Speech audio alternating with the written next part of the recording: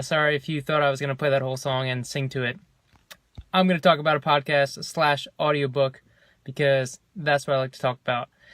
So this video is brought to you by the High Performing Habits from Brendon Burchard, which is actually free on iTunes, so you don't actually have to get the audiobook. They gave the audiobook for free.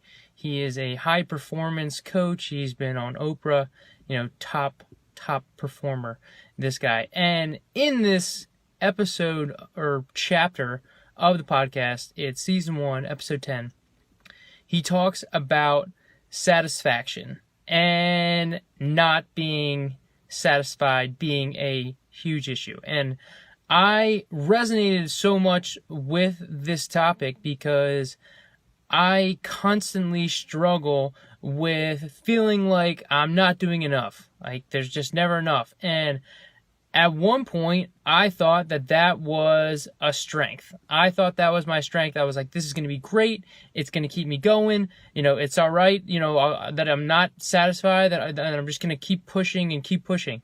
But what he talks about in this episode is that not being satisfied is not what creates success. You can want to strive and be better and do more and still be satisfied.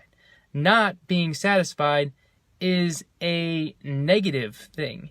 And if you're feeling negative all the time, then that's not a good thing.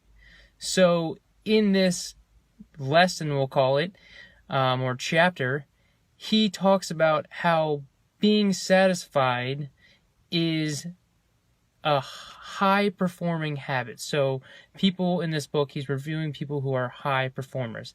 And that is one of the traits that they have, is being satisfied. Now, that does not mean that they're content with where they are. It just means that when they, do a speech or they film an online course or whatever it may be, afterwards, like, hey, I could have done better, but I'm still satisfied.